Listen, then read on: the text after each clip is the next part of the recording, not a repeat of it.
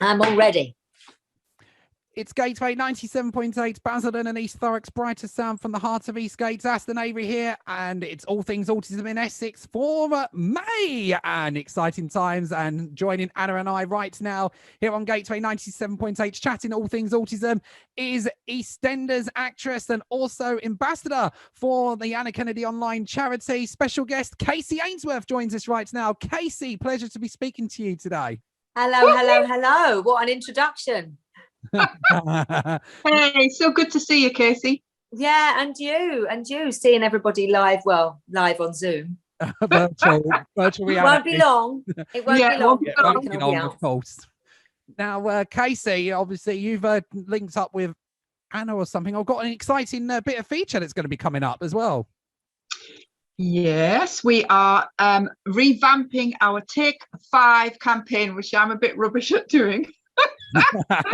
Taking time out. So we started it it was like about 8 years ago now, because parents were chatting to me about how they were burning out, how stressed they were, how they juggle many hats, being a mum or being a partner or being a wife, going to work, taking the kids to school, navigating the lovely special educational needs disability system. So all those things. So I thought, we need to take some time out. And I know that I'm, a workaholic, and that, I'm always on the go all the time, but you do need to have time out. So my me time, as everyone knows, is my dancing and my exercise and my walking. And last week we celebrated Autism Dance Day and International Dance Day. So we talked about the importance of well-being and mental health. So Kacey, what do you do for your downtime? Well, we've talked about this before, and you were one of the first people who said to me, you can't function if your cup is full and spilling over on the outside. You have to, make some balance and make some redress in your life in order to gain a bit of you back. So obviously I live out in the countryside. I've got lots of places to walk, which is great. So walking, like you say, is a real good meditation and it's good exercise, but you can also do it with friends as well. If you need to, see somebody. Even in pandemic times, I was able to go for a, socially distanced walk, and that really helps. But mainly it's, I do a yoga class on a Sunday morning. Oh. And I've been doing it for a long time on Zoom, and it's an hour long. And so I get a whole hour in the week that's just for me, although it's taken my household quite a long time to adjust to that as a change, because obviously the word mum comes up quite a lot in my household, and if something is awry or they can't find something, that's the first word that comes to their head. So it's taken me a while to actually say to them, look, this is my hour and you can't interrupt it unless the house is on fire or someone has cut themselves or there's blood. This is it. This is my hour. It doesn't stop them from standing outside the door shouting at each other, but that has slowed down because I've made it. It's making it the point, isn't it? It's making it a point of it and saying, this is my hour to do it.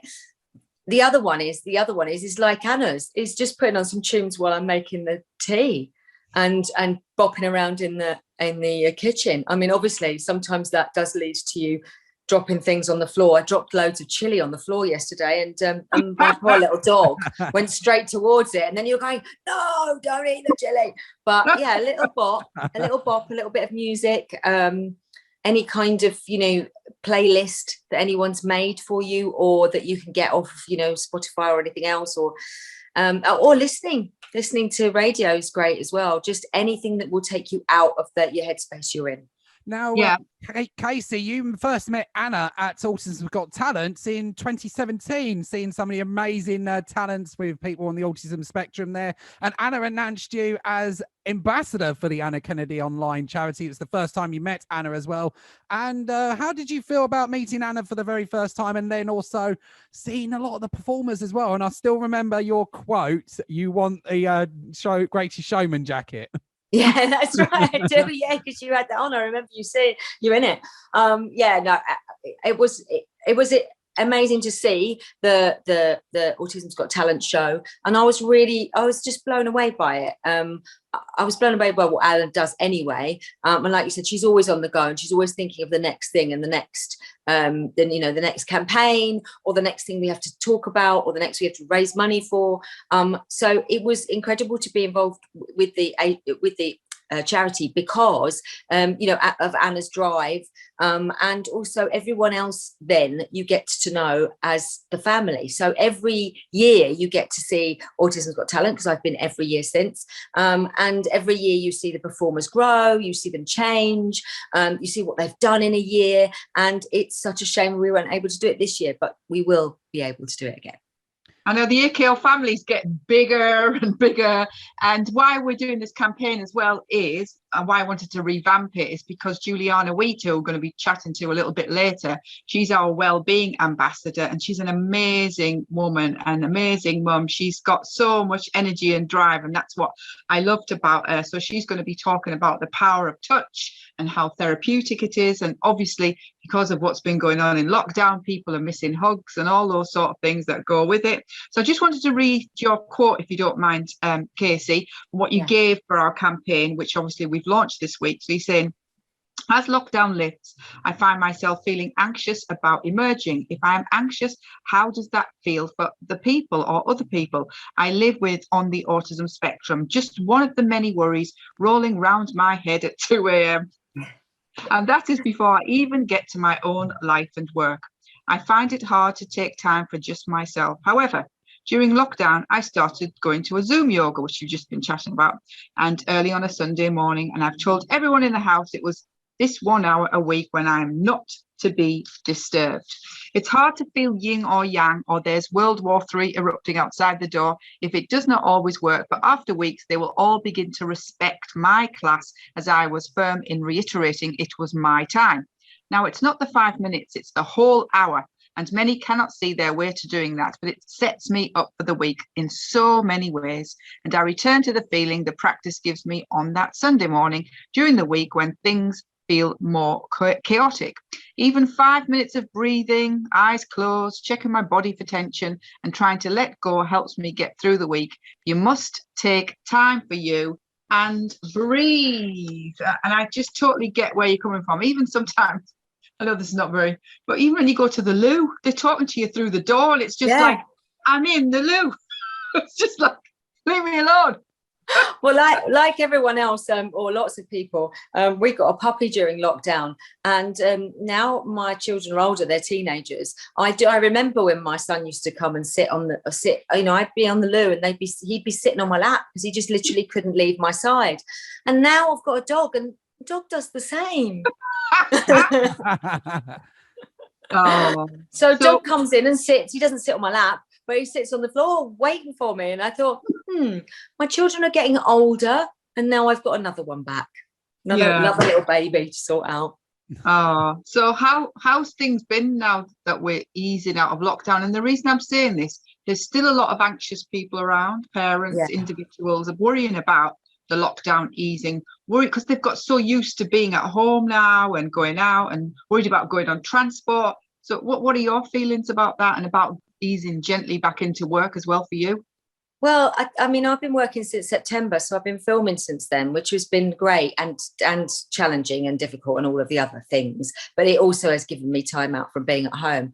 I don't know about you, but I found that my son found that being in lockdown was actually really quite good.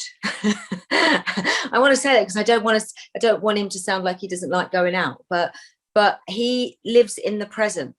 So he lives in today. He doesn't really do future, and he doesn't do past. He just lives for what's happening today. And it was something I noticed in lockdown. So whereas I might be getting stressed about, what's going to happen here or there, or reading, watching the news, or wanting to get information about what's going on, he wasn't interested in it at all. He was just interested in his day activity and what was going to happen, just today. And that really struck me as a really brilliant way to live. And a really lovely way to live, and also a positive, a thing about him being on the autism spectrum is that he didn't seem to expand out. And so, as well as breathing and yoga and all the other dog walking things I've done, I've also tried to do that, try to bring my life back to what's happening today. So I'm present in the present moment. And whilst it doesn't work, if you're a mum and you've got work and you've got things to do, you have to think about future dates and plans and stuff like that. And it doesn't help for him getting his school kit together now he's gone back to school. But that little idea that sometimes there are some days where you can just bring it back to what is happening today and not think about anything else. And so I noticed that he's, going back into school and stuff, he's going back to the same place, so it's not so bad. But I've also got to the point where he's now 13. So he often wants to speak for himself now. So I often, I'm getting to a point now where, his autism's his, and it's not really to do with me. And so I'm really looking forward to times where you'll be able to speak to him about how he feels about living with autism and getting out and about and hearing, because he's got a lot to say, as do I. Yeah, I've spoken to quite a few adults where they say, or even children, that they're happy not to go back to school or college because there's no pressures on them. They're just at home. Where Patrick's now, my son, he's been on furlough for quite a few months and he's getting fed up of it now because he wants to go back to work. He said, I'm missing the structure, I'm missing the routine. There's only so much I can do of my work in my room on my laptop. He said when he's at work, usually he'd have 2 or 3 laptops on the go and this and that and the other. And he's just getting a little bit frustrated now. But I've also noticed he's more in his room, which is not a good thing. So I keep trying to encourage him, go for a walk, take Chanel for a walk or whatever it is. But he's just staying in his room more. And it's not bothering him, but I don't feel it's healthy for him. No, well, it's balance in all things, isn't it? It is interesting because when Elwood went back to school, I didn't know how the first couple of days I didn't know how he'd take it, and he came home and he practically lost his voice because he'd been talking to all of his friends and was so excited to see them. So I think there's something to be said about both ways of living. Is the fact that in some ways the pandemic made everybody slow down and stop. I mean, obviously, it was terrible for people who were ill and all of those people who lost their lives. But there's a lot of that as well, that you took stock of things. You took stock of where you lived. You took stock of how fast maybe you were living. And I definitely feel that, because obviously as an actor, it's always the next job, the next thing I'm doing. And so I am very much in the future. So it was actually very lovely that everybody was in the same boat. We were all off. Nobody was working. And so therefore, I could just bring it back to life being a bit more simple. So it's balance, isn't it? It's about getting the balance. Yeah. And the other thing I've noticed, not that it makes any difference for me, sleep, that I've spoken to quite a few people when they were on lockdown, and even now, they're finding it difficult to sleep. They either become like insomniacs or their sleep is disrupted. Even like chatting to Lisa, she's saying her and her husband just can't sleep, and it's since it's been locked down. And I've spoken to quite a few people who are the same. Has it impacted on your sleep pattern or your families? No, it's definitely impacted on my partner's, who's also on the spectrum, and he definitely has found it difficult to sleep. But again, you find all these negative positives, find out things about yourself during this time. What I found was that, during the 7 weeks in the first lockdown, he suffers with the headaches and migraines, and he didn't get one. I do. He didn't get single one in the 7 weeks that we were off that first time.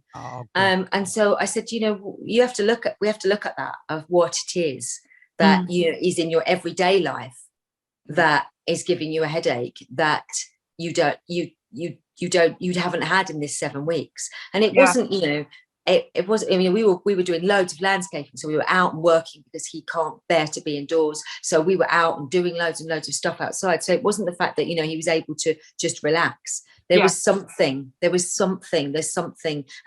now, of course, I mean, he's the same as me. We've both been, since things opened up in, July-ish time, he went back to work then, and I obviously went back filming as well. So we've both been working. But yeah, it's interesting the way the headaches have crept back in. Well, first lockdown I did hate, because obviously on that front there, I felt there was nothing to do at that in the first lockdown. I mean, mental health was like really, really bad in the first lockdown, and which I admit on here as well. So obviously it must have been very difficult the first lockdown, especially with your two children, Kacey, as well as your partner. But as you said, your partner didn't have any headaches through not sleeping. Yeah, no, it's really interesting, the dynamic in the family as well. You know, just we just had to take stock of everything, and I worried more about my son, obviously losing all of his routines, like you say, Anna. You know, the routine of going to school and what's going on. But actually, he adapted really well. I think his was the easiest journey, actually, and it was the one I was worried about the most. The only thing he missed was playing lots of sport, because that's his thing. He loves playing sport, and he missed that.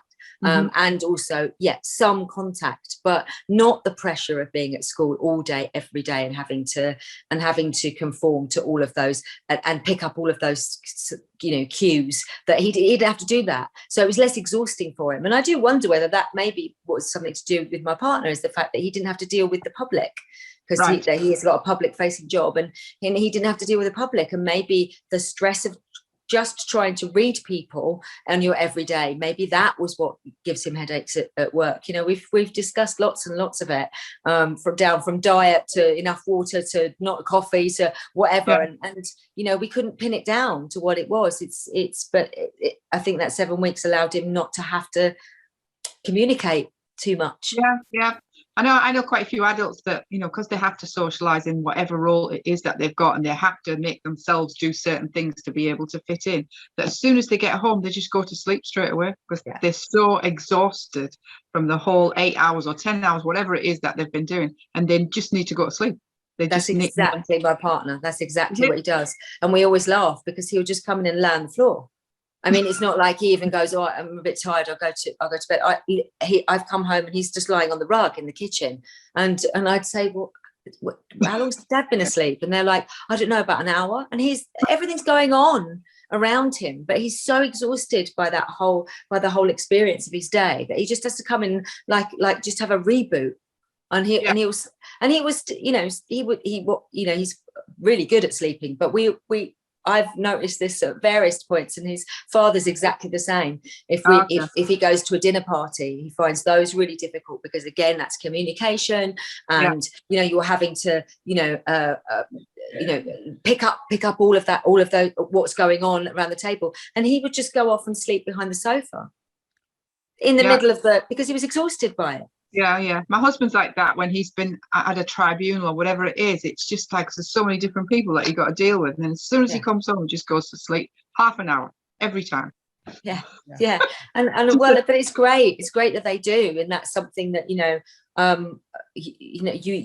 pick up about yourself, or probably as you get older. But it'd be lovely if it was, you know, if they still did, you know, little naps at school for the kids who need it, you know, especially the teenagers who need it, who need to just go off and tune out, you know, for a while. But, you know, definitely. As we know, school is school, and it produces sausages, and you have to fit into the sausage factory machine. Yeah. Oh, well, thank you very much, Kacey, for chatting to us today. And it's been lovely to see you. And hopefully I'll see you at Autumn's Got Talent in October. Yes. Fingers crossed. I don't, my schedule, I don't know what it is, and I never know until I'm right up close. I know. Hopefully I will. And even if, you know, I mean, if it's in the evening, hopefully they'll just rip my wig off and get there. So Kacey Ainsworth, EastEnders actress and Anna Kennedy online ambassador, thank you for joining Anna and I chatting all things autism in Essex for May. Oh, thank you. Take care of yourself. Thank you so much. Thank you so much for asking. Take care. Take care, everybody. Bye.